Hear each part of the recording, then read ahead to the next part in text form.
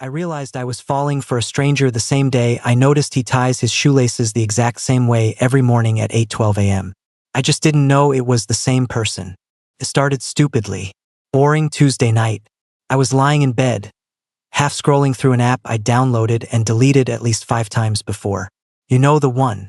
The I'm not really looking for anything serious app that somehow always turns into 3-hour conversations at 1 a.m. His profile was almost empty. No face pic. No bio except, probably closer than you think, and a blurry photo of what looked like a coffee cup on a metal table. Normally I would have skipped, but something about that line hooked me. I messaged first. Closer than I think? That sounds mildly threatening. He replied almost instantly. Or mildly interesting. Depends how brave you are. I actually laughed out loud. My name's Gideon, by the way. I'm not usually the bold one. I'm the observe from across the room type. The guy who overthinks texts and rewrites replies 3 times before hitting send. But with him, felt easy. We didn't exchange names. He said he preferred staying anonymous for now. I told him that made him sound like a secret agent. He said, "Maybe I just like the idea of you not knowing who I am. That should have been my first clue." We talked for hours that first night. About dumb stuff at first, coffee orders, worst first dates, whether pineapple belongs on pizza. Then it shifted. It always does. He asked what my mornings looked like. I told him I grab coffee at the same cafe near my apartment before work. Always at 8:15. Always the same drink. "Let me guess," he wrote. "You stand near the window while you wait." I frowned at my screen. "Okay. That's specific. You seem like a window guy." I brushed it off. Lucky guess. We started talking every night after that. It became a routine. I'd get home, toss my keys on the kitchen counter, collapse onto the couch, and there'd be a message waiting. "Hey, window guy." He had a dry sense of humor. A little teasing. Confident but not arrogant. And he paid attention. If I mentioned I had a stressful meeting the next day, he'd ask how it went. If I said I hated when people chewed loudly, he'd send a voice note exaggeratedly crunching chips just to annoy me. I tried to get a picture out of him. Come on. At least a blurry one. "Maybe I've already shown you who I am." That line again. Always something like that. Meanwhile, in real life, my days were painfully ordinary. Same commute. Same cafe. Same barista who misspelled my name in a new way every week. Same people passing by. And there was this one guy. I didn't know his name. Tall. Dark hair that never quite stayed styled. Always wearing headphones around his neck, even when they weren't on. He'd come in around the same time as me. Order something simple. Black coffee. No sugar. We never spoke. But we noticed each other. You know how you can feel someone's eyes on you? It was like that.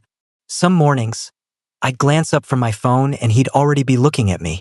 Not in a creepy way. Just steady. One time we both reached for napkins at the same moment. Our hands brushed. "Sorry," he said quickly. His voice was deeper than I expected. Calm.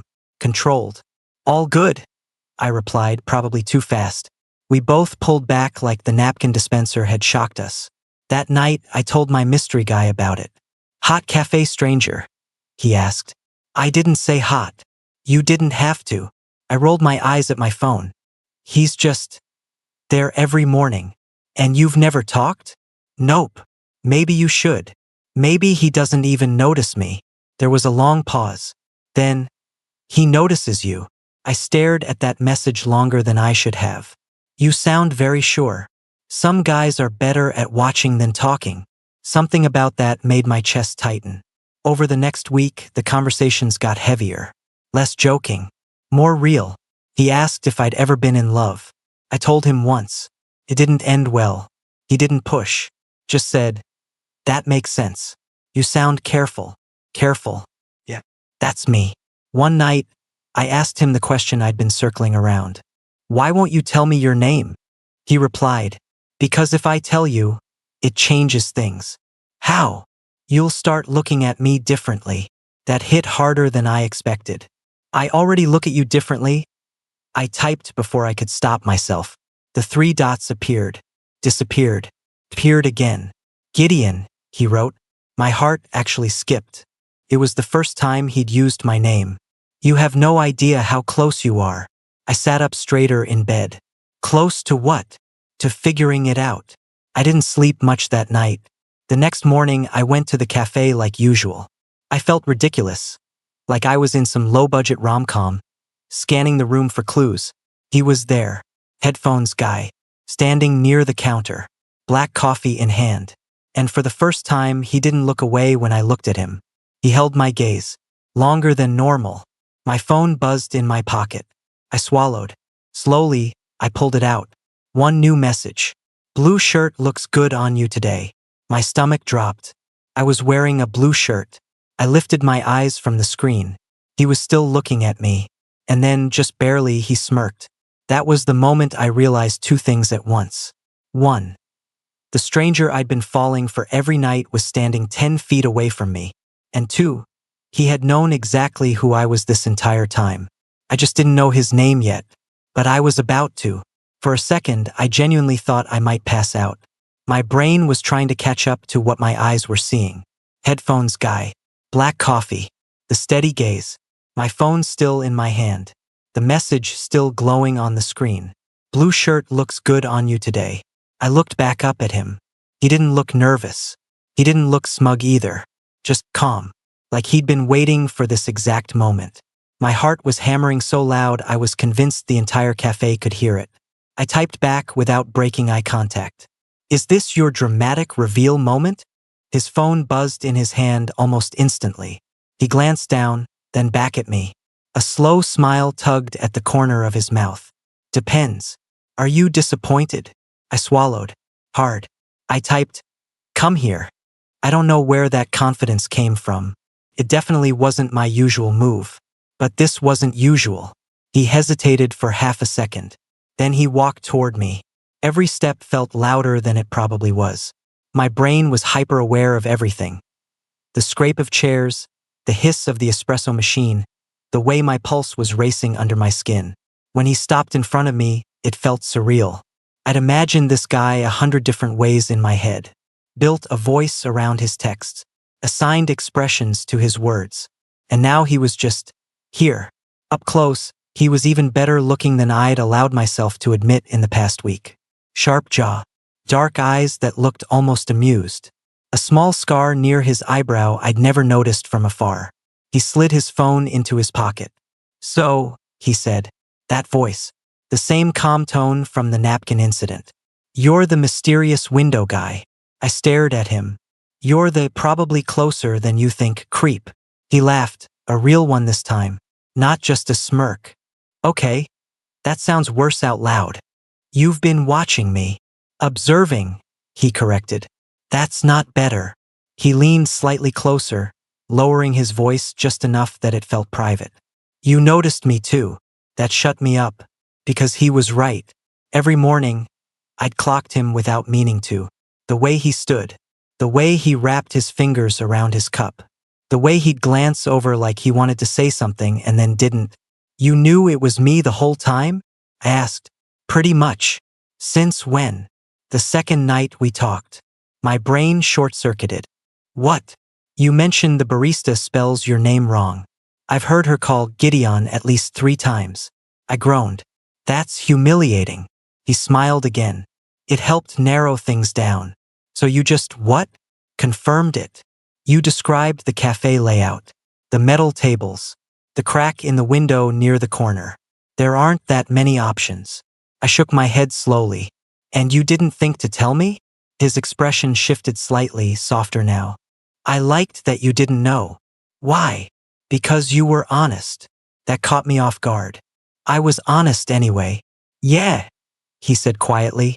But you weren't performing. There was something about the way he said that. Not teasing. Not playful. Real. What's your name? I asked finally. He held my gaze for a long second. Derek. Derek. Fit him. Strong. Grounded. Not flashy. Okay. I said. Derek. He watched my reaction like it mattered. So, he added, are you mad? I considered it. Part of me wanted to be. It would have been easier. Cleaner. But the bigger part, the louder part, it was wired. Alive. No, I admitted. Good. But I should be. Probably.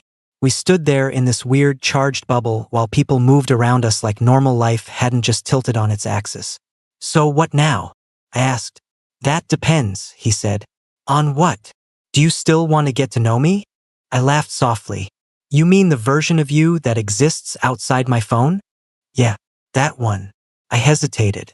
Not because I didn't want to, but because this felt like stepping off something stable into something unpredictable. For 2 weeks he'd been safe. A screen. Words. A mystery I could close anytime by turning off my phone. Now he was real. Solid. Close enough that I could see the faint stubble along his jaw.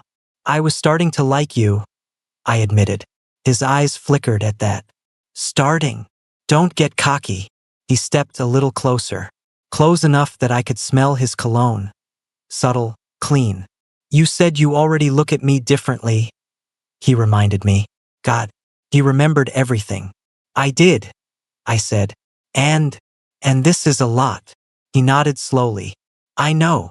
For a second, neither of us spoke. Then he surprised me again. I can back off, he said. If this feels weird. The fact that he offered that he wasn't pushing did something to me. You sat on this for 2 weeks, I said. You don't get to back off now. His mouth twitched. So that's a yes? That's a coffee? He blinked. Coffee? Yeah, like a normal person. We sit. We talk. You tell me why you thought lurking was a solid strategy. Fair. We ended up at one of the small metal tables by the window.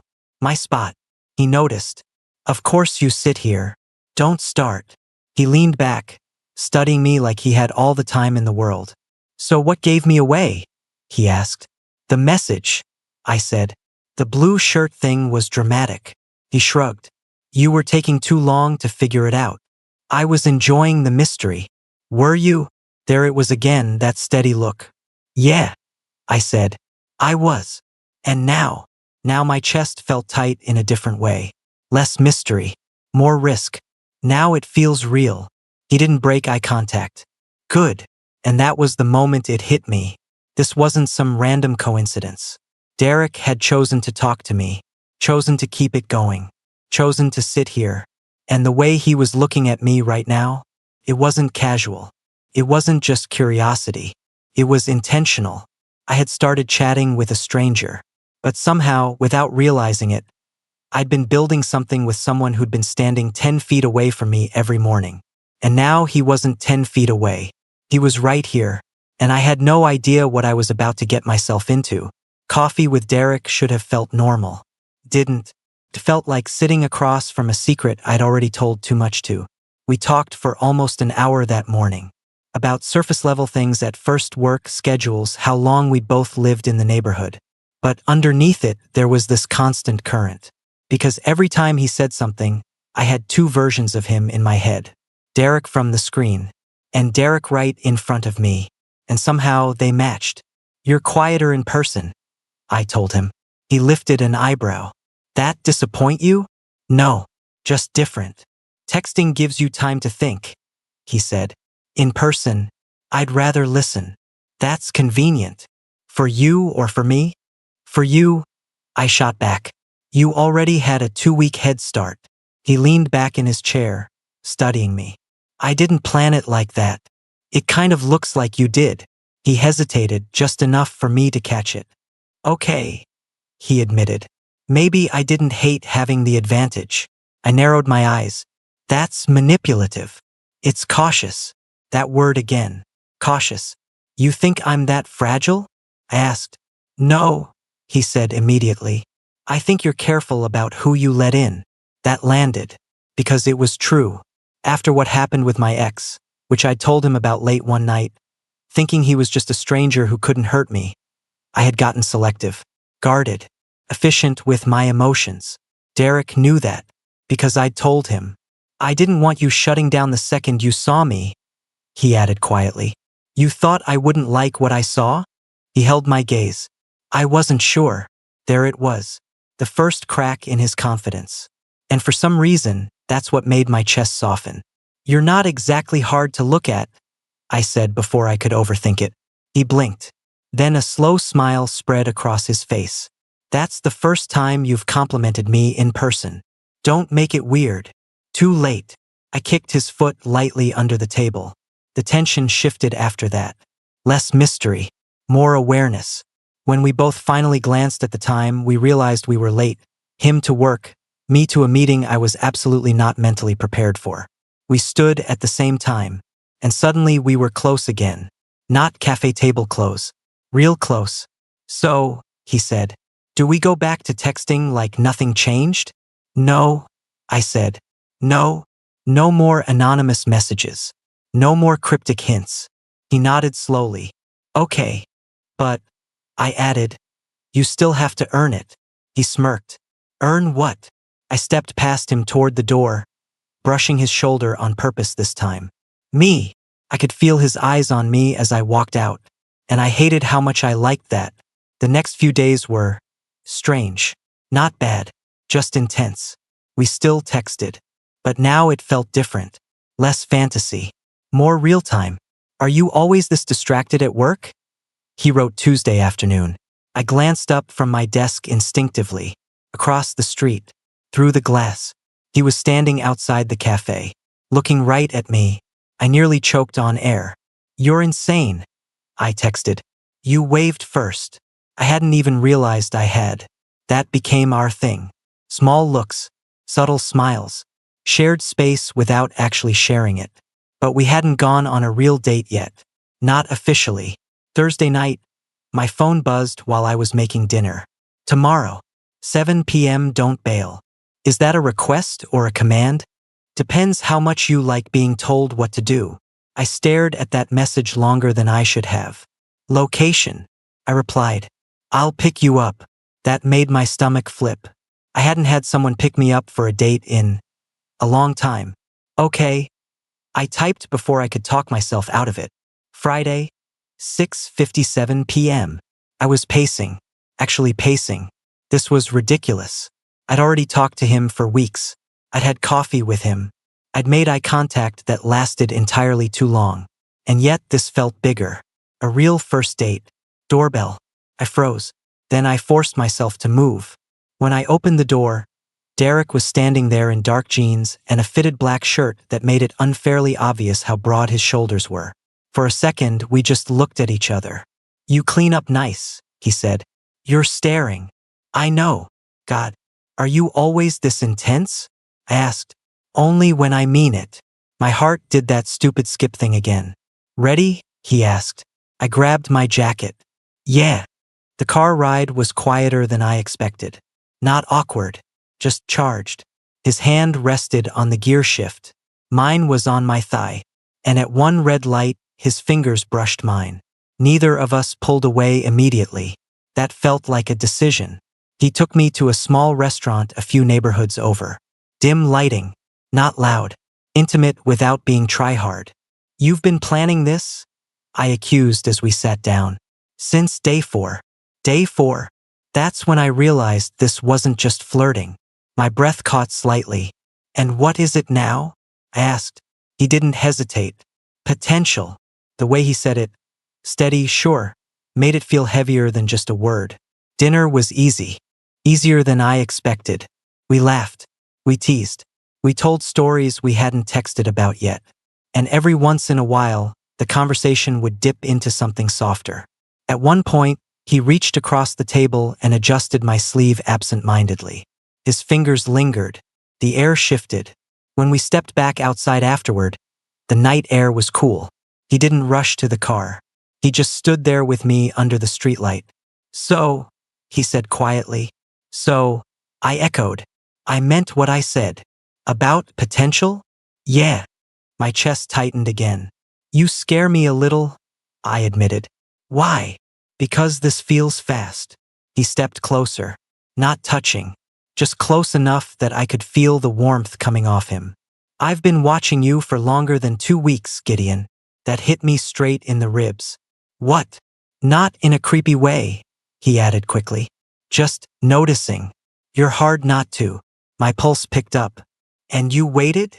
I wasn't sure if I'd get a chance. You could have just said hi. He gave me a look. And risk you shutting me down in 5 seconds? I opened my mouth to argue. Closed it. He wasn't wrong. The street felt quieter suddenly, like we were in our own pocket of space again. I'm glad you didn't say hi, I said softly. His eyes flickered. Yeah, yeah. A beat, then two.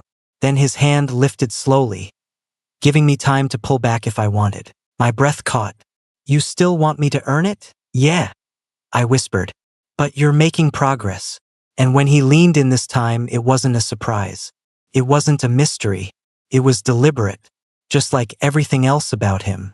And when his lips finally brushed mine, it felt like something that had been building every single morning at 8:12 a.m. and was finally allowed to happen. That kiss stayed with me longer than it should have. Not in a dramatic, fireworks exploding way. It was quieter than that. Slower, like something clicking into place instead of blowing up. He didn't rush it. That was the first thing I noticed. Okay, he murmured. That felt important. I laughed under my breath. You say that about all your first kisses? No, he said immediately. Just the ones I wait for. That did something to me. The ride home after was different from the ride there. His hand found mine without hesitation this time, fingers interlacing at a red light. It felt natural, like something we'd done 100 times already. When he parked outside my building, neither of us moved to get out right away. I had a good time, I said unnecessarily. He smiled. I know. I turned to him. You know? You stop tapping your fingers when you're relaxed. I stared at him. You noticed that? Yeah. I shook my head, half smiling. You're dangerous. I've been told. He walked me to my door. Didn't push. Didn't assume. Just waited. I'm not inviting you in, I said, even though my hand was already on the knob. I know, he said calmly. That made it easier. He leaned in, kissed me again, softer this time, and stepped back. Text me when you're inside, he said. Bossy. Cautious, he corrected. I watched him walk away before I went in. That night, lying in bed, phone glowing in the dark, I realized something unsettling. I trusted him. Not completely, not blindly, but enough that it scared me. Over the next couple of weeks, Derek and I slid into something that felt like a rhythm. Morning glances at the cafe turned into shared tables. Black coffee for him, my usual for me. Sometimes he'd steal a sip just to annoy me. You like it, he'd say. I tolerate it. Liar. Evenings were split between texts, walks, and low-key dinners. Nothing flashy, nothing rushed, but there was intention in everything he did. One night, as we walked through the neighborhood, I asked him the question that had been sitting in my chest. Why me? He didn't answer right away. We stopped at a crosswalk. He looked at me instead of the light. You really want to know? Yeah. You don't try to impress people, he said. You don't oversell yourself. You listen. And when you like someone, you let it show in quiet ways. I swallowed. That's not exactly a bold pitch. It is to me. Another pause. I've dated loud, he added. I wanted calm. I laughed softly. I don't feel calm. You are, he said. You just don't realize it. A few days later, I stayed over at his place for the first time. Nothing dramatic happened. No rushing. No expectations. We cooked pasta. Burned the garlic. Ended up eating on the couch in mismatched bowls. At one point, my head ended up against his shoulder. He didn't move. Didn't tense. Just adjusted slightly so I was more comfortable. That felt bigger than any big gesture.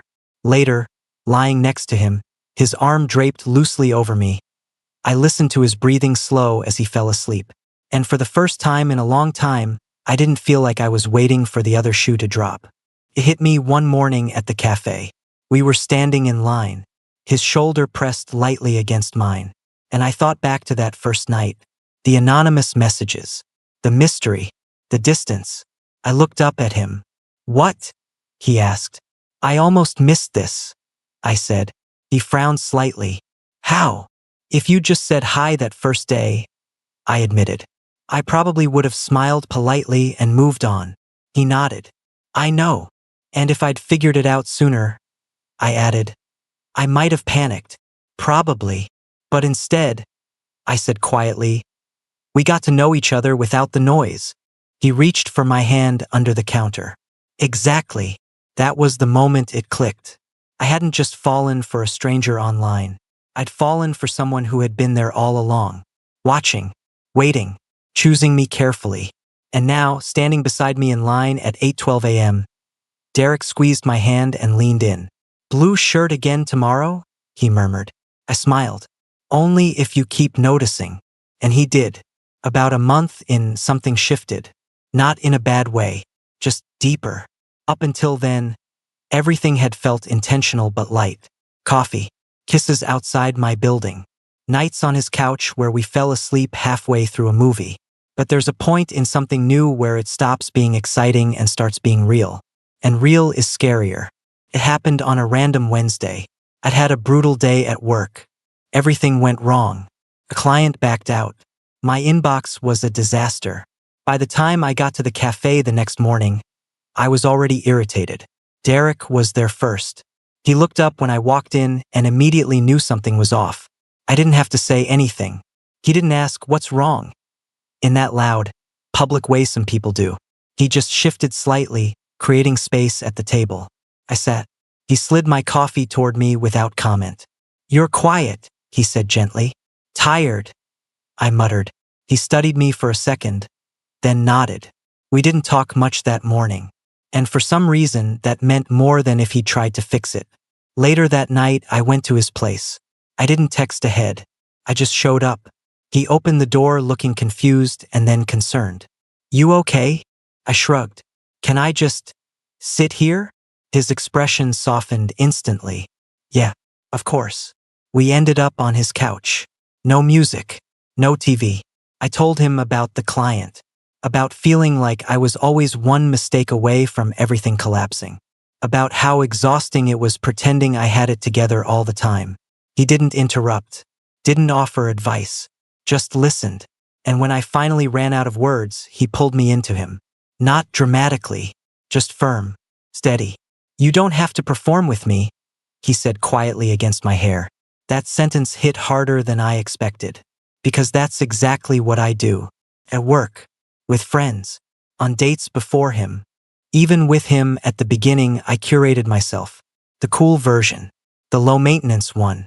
But right then, in his arms, I felt unfiltered and safe. The real test came a week later.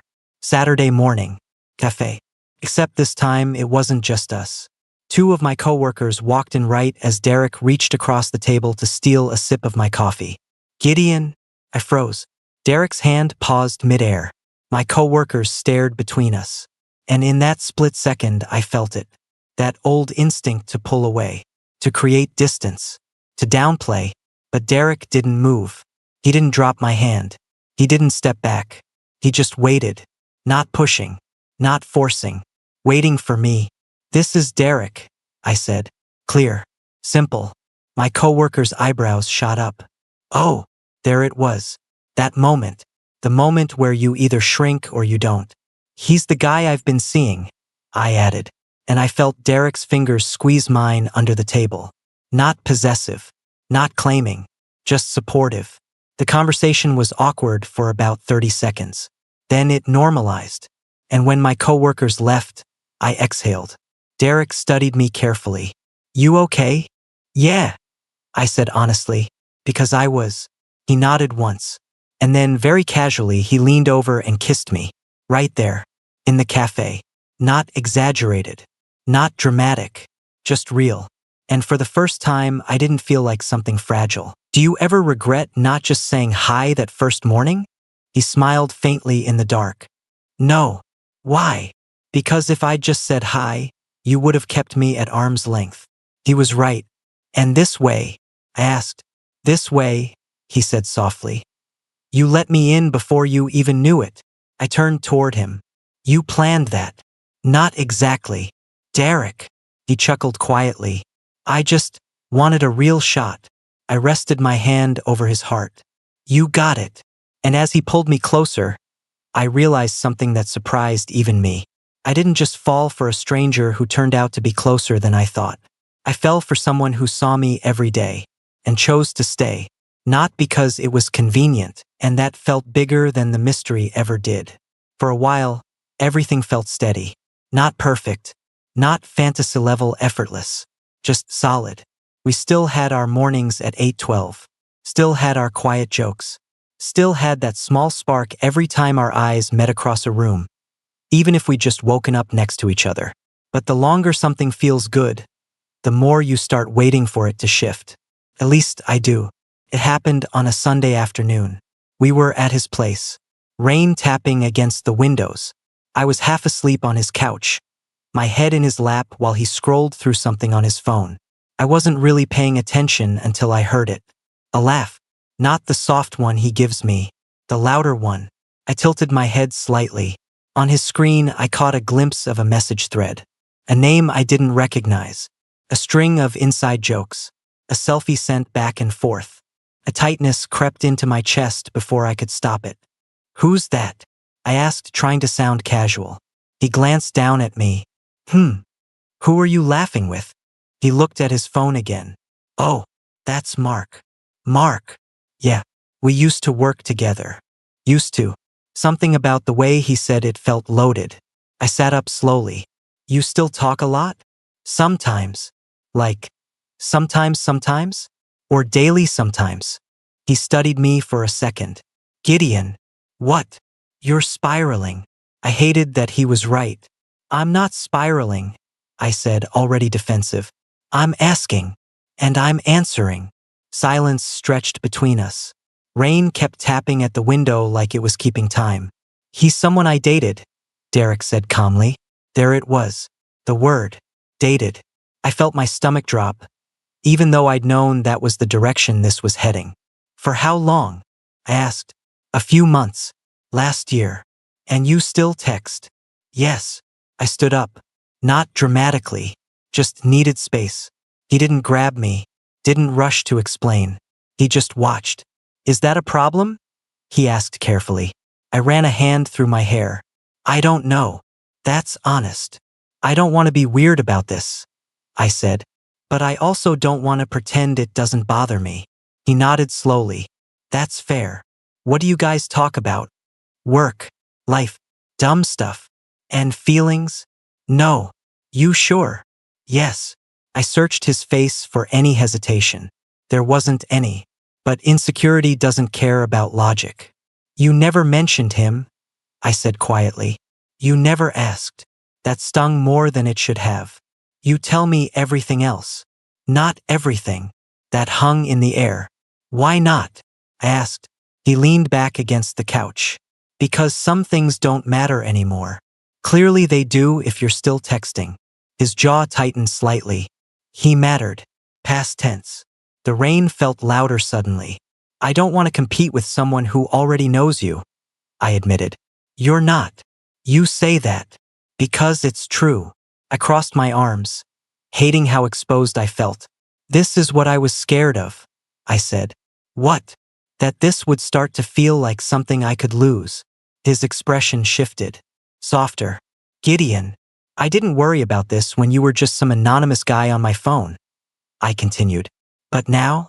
Now I actually care." He stood up slowly, closed the distance between us. "You think I don't?" he asked quietly. "I don't know." That was the truth. He exhaled, frustrated but controlled. "Mark and I didn't work because we weren't aligned," he said. "He wanted something casual. I didn't." I blinked. "You didn't?" "No, that wasn't what I expected." "I'm not texting him because I'm unsure about you," he continued. "I'm texting him because we ended on good terms and he's part of my life in a small way." "A small way?" "Yes." "And I'm what?" He didn't hesitate. "You're the person I wait for at 8:12. My throat tightened. "You're the one I planned a date for on day 4. "You're the one I didn't want to lose by saying hi too soon." His voice wasn't loud, but it was steady. "You're not competing with my past," he added. "You're building something in my present." Silence. Heavy. Honest. "I don't want to be the jealous guy," I admitted. "You're not." "I felt it, though." "Yeah," he said gently. "Because you care." I let out a slow breath. I hate that feeling. I know. He reached for my hand. This time I let him. If it helps, he said, I can set clearer boundaries. I looked up at him. I don't want to control you. You're not controlling me. You're telling me what makes you uncomfortable. That was new for me. Usually I'd swallow it. Pretend it didn't matter. But this mattered. I don't want secrets, I said. Then we don't do secrets. And I don't want to find out later that I missed something. You won't. He held my gaze. And for the first time since this started, it didn't feel like a romantic moment. Felt like a choice. A real one. Okay, I said finally. Okay. Okay. He pulled me into him then. Not to distract. Not to smooth it over. Just to anchor it. And as I rested my forehead against his chest, I realized something uncomfortable but important. The mystery had been easy. The flirting had been fun. But this messy, honest, slightly jealous, slightly scared version of us, this was real.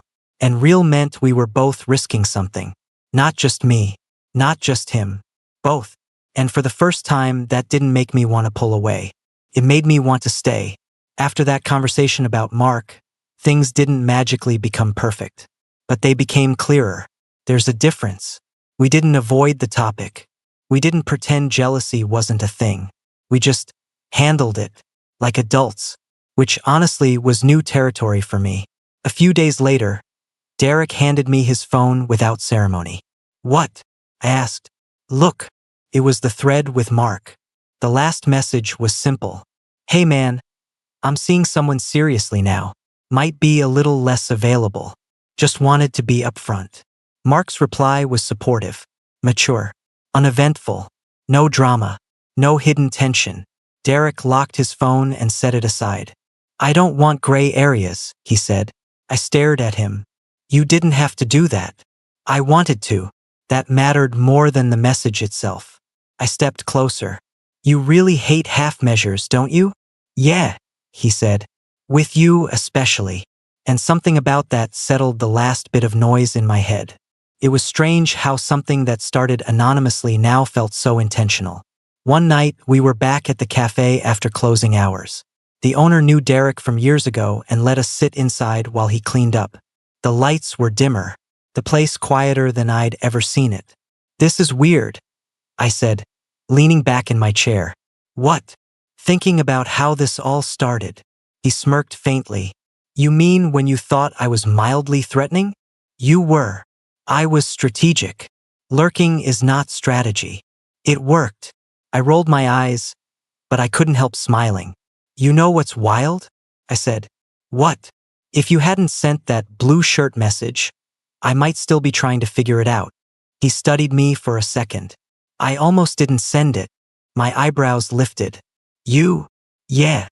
Why? Because once you knew, it stopped being safe. That hit. For you? I asked. For both of us. He wasn't wrong. Before that moment, we could pretend it was just playful. Just words. But once it became real, there was something to lose. You scared? I asked quietly. He didn't look away. Yeah. That honesty still surprised me. Of what? Of wanting something that might not want me back. My chest tightened. Derek. I know, he said. You've been clear. But feelings aren't logical. I stood up from my chair and walked around the table until I was in front of him. You really think I'd be here if I wasn't in this? He looked up at me, eyes steady. I don't know what in this means yet, he admitted. That was fair. Neither did I.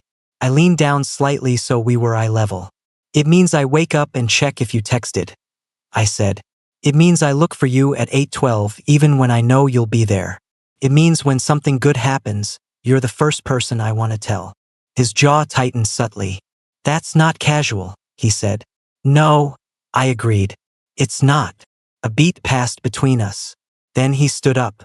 So what is it? He asked. I exhaled slowly. It's not a mystery anymore. Good. It's not just potential. His eyes flickered slightly. Then say it. There it was. The moment. Not dramatic. Not cinematic. Just real. I'm not seeing anyone else, I said first. Neither am I. I don't want to. Me either. Silence. You're my boyfriend, I said finally. The word felt heavier than I expected. But right. He didn't grin. Didn't celebrate. He just looked relieved. Okay, he said softly. You're mine too. Mine. That could have felt possessive. Instead, it felt grounding. I caught myself smiling at something stupid on my phone. A memory notification popped up. A screenshot. The first message he ever sent me. Or mildly interesting. Depends how brave you are. I laughed under my breath. Derek looked over from the kitchen. What? Nothing, I said, walking toward him. I wrapped my arms around his waist from behind, resting my chin on his shoulder. You were right, I murmured. About being closer than I thought. He turned slightly in my arms. And I'm glad I was brave. He smiled. That same small, steady smile from the first morning I realized it was him. Me too. And the thing is, the mystery was fun. The reveal was electric. But the best part was realizing that the stranger I'd started falling for every night had been real all along. Not an idea. Not a fantasy. Just Derek. The guy who ties his shoelaces at 8:12 a.m. The guy who waited instead of rushing. The guy who chose me in daylight, not just in messages. And somehow, without even realizing when it happened, I chose him right back. You'd think that would be the end of it. We figured it out. We defined it. We said the word boyfriend out loud without choking on it. But here's the thing about relationships that start with mystery. Once the mystery is gone, you have to build something that can survive without it. And that's where it really began. It was a random Tuesday morning when I noticed something small but important. I walked into the cafe at 8:12. Derek wasn't there. At first, I didn't think much of it. Maybe traffic. Maybe work. 8:14. Still no Derek. I felt something unfamiliar creep into my chest. Not jealousy. Not fear. Just absence. The barista handed me my drink and said, "Your friend isn't here yet?" Friend. I smiled automatically. He'll be here. I wasn't sure why I said it so confidently. But I knew. At 8:17, the door opened. There he was, slightly out of breath. Hair messier than usual. Tie loosened. He scanned the room, and the second his eyes landed on me, his whole face changed. Relief. That's what it was. He walked straight over. Sorry, he said, setting his coffee down. Meeting ran late. It's been 5 minutes, I said. Felt longer. I studied him. You ran here? Yeah. Why? He looked at me like that was the most obvious question in the world. Because I didn't want you thinking I wasn't coming. That did something to me. Not dramatic. Not overwhelming. Just solid. For all the mystery, all the strategy, all the slow build, this was the clearest part. He showed up. Not just in texts. Not just in glances. In real, ordinary moments. A few nights later, we were back at my place. Windows open. City noise drifting in. We were lying on my bed, not talking, just existing in that quiet way that only happens when you're comfortable. I traced a lazy line down his arm with my finger. Do you ever think about how weird this is? I asked. Weird how? That we were in the same room for months, seeing each other, not knowing. He smiled faintly. I knew. You know what I mean. He shifted so he was facing me fully. I think about it, he admitted. How close I was to just saying hi. Would have saved us a lot of drama. Would have changed everything. How? You wouldn't have opened up the same way. He was right. Talking to a stranger let me be braver, less guarded.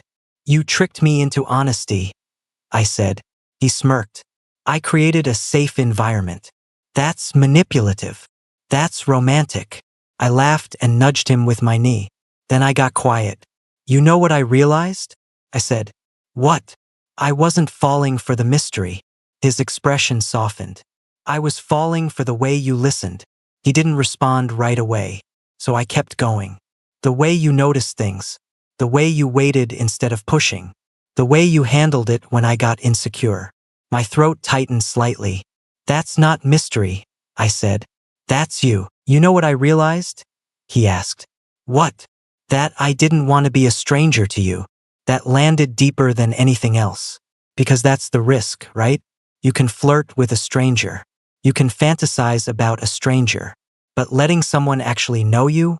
That's different. You're not, I said quietly. Good. A month later, we ran into someone I used to date. Completely by accident. Grocery store. Frozen aisle. He spotted me first. Gideon. I stiffened automatically. Old habits. Old energy. But Derek's hand slid into mine before I could even think about pulling away. Not claiming. Just present. I introduced them. It was polite. Brief. Uneventful. But when we walked away, I realized something. I didn't feel small. I didn't feel like I had to explain myself. I didn't feel like I was pretending. Because this time I wasn't hiding who I was with. I wasn't hiding who I was. Back in the car, I looked over at Derek. You didn't hesitate, I said. About taking my hand. He shrugged lightly. Why would I? I smiled to myself.